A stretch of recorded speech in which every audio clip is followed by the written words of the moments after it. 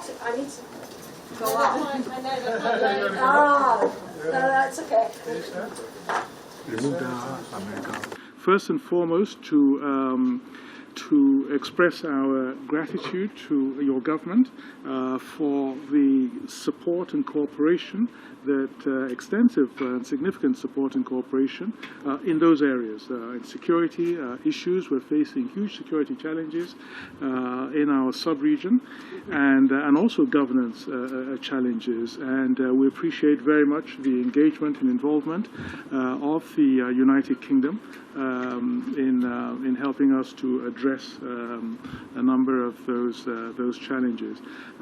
Also on the economy, of course, the COVID has been a big hit for all the countries of the world, and here again we express our profound gratitude to the United Kingdom for the support that you've given us during the COVID pandemic, vaccines and other support in other areas of health. So the relationship has been, as always, really strong and getting stronger all the time, and we're looking to also increase the cooperation in the economic field as well. I mean, COVID has also created a lot of economic challenges for us, an area of, and also even in the area of climate change and so forth. So we're extremely happy with the progress of our cooperation, and look to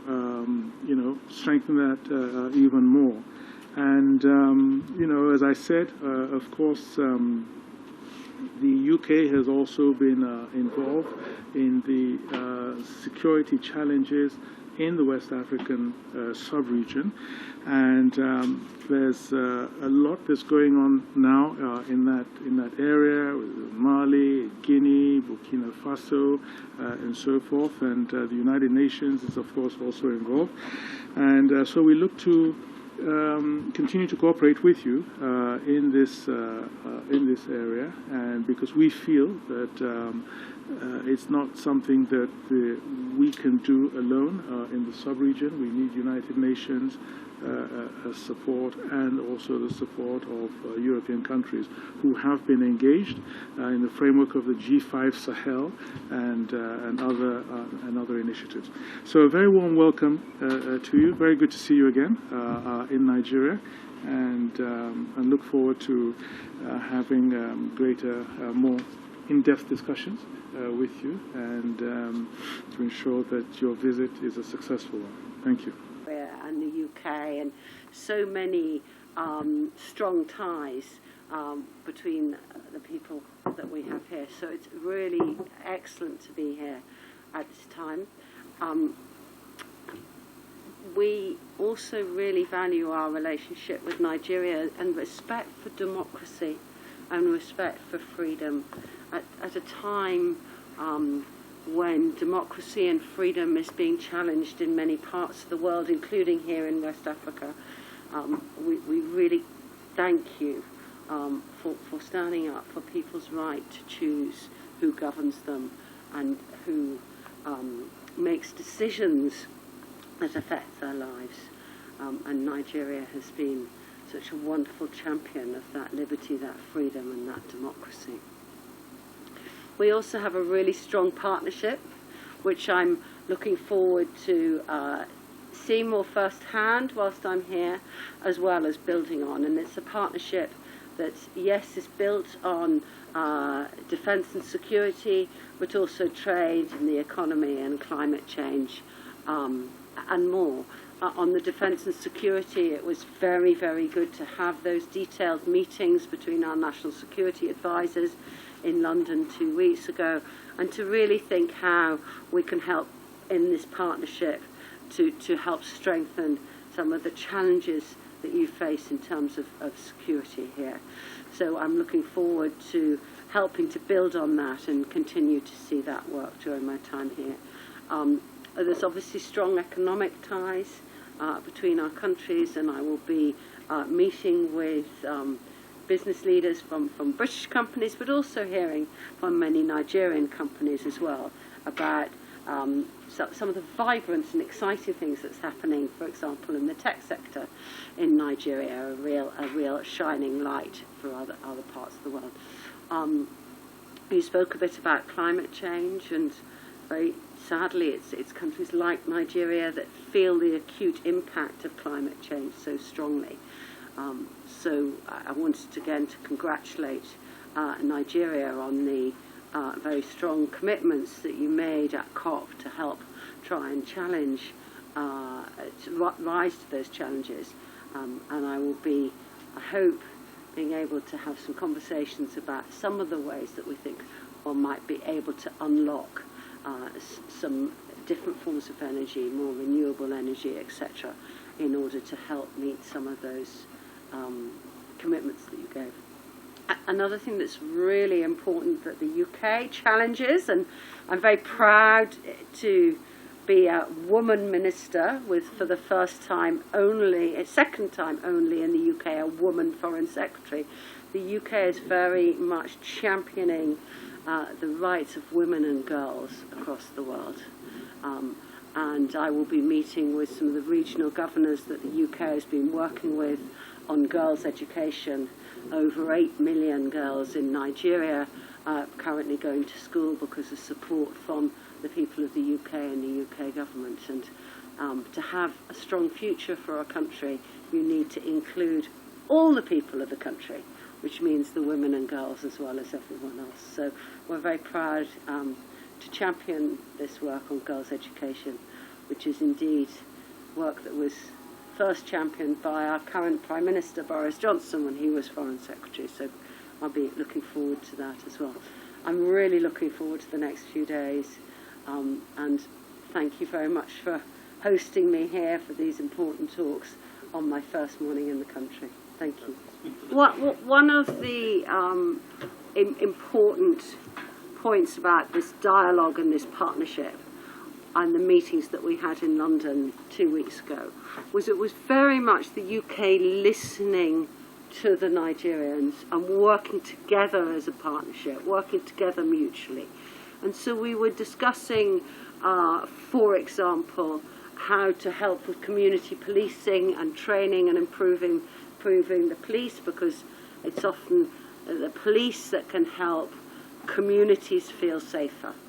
And how you improve that role of how you police communities so that people feel that they are supported safely.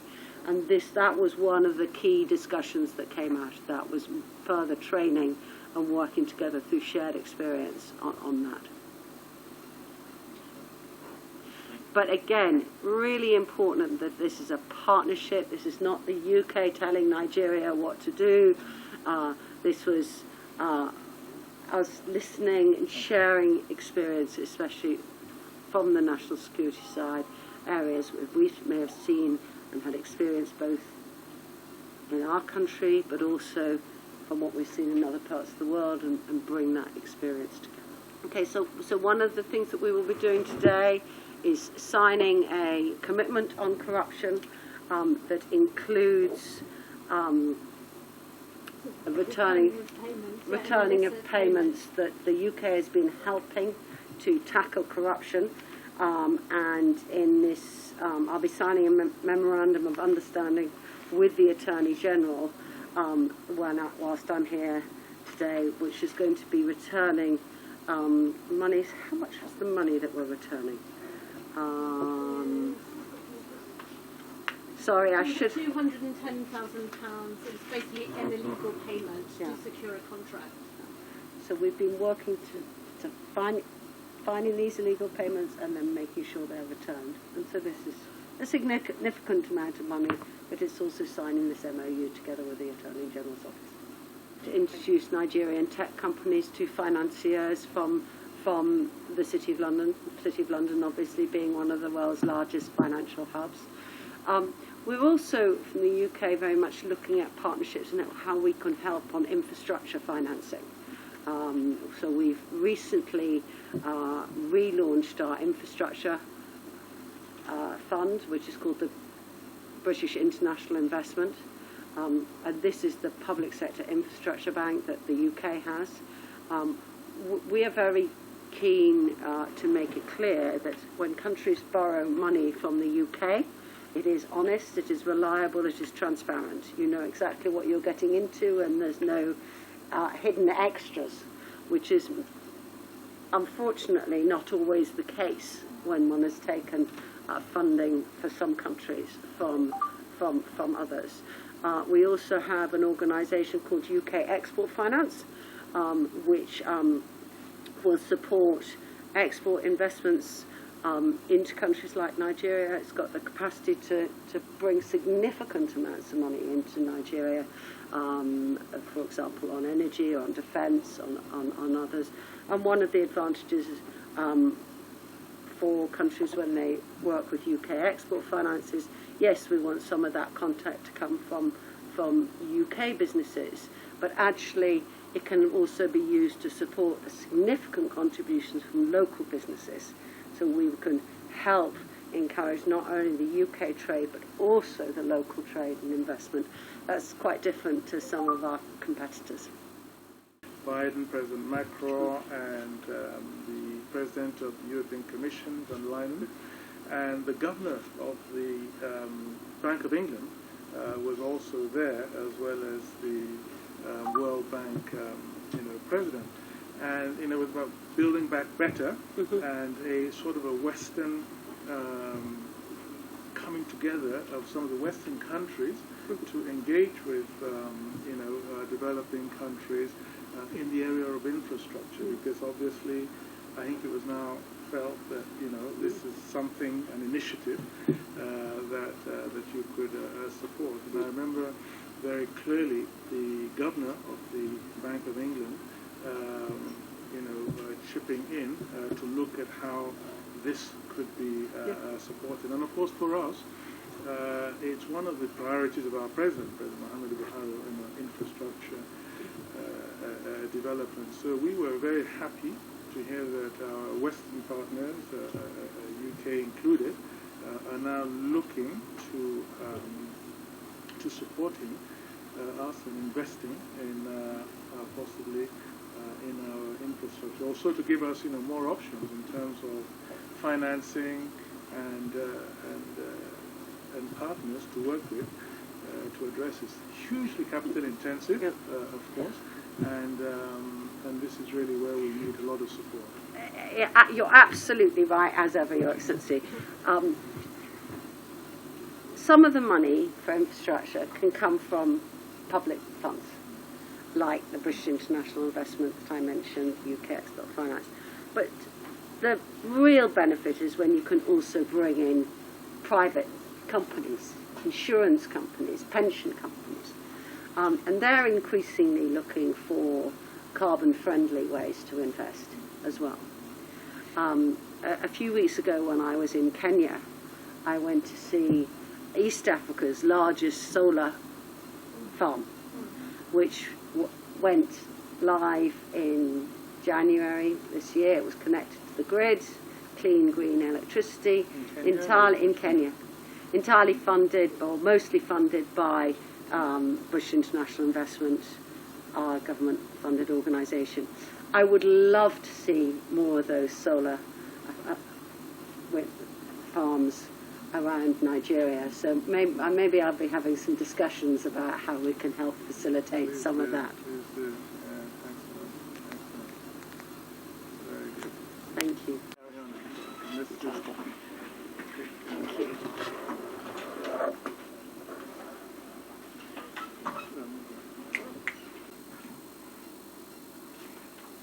Shall we look over at these ones?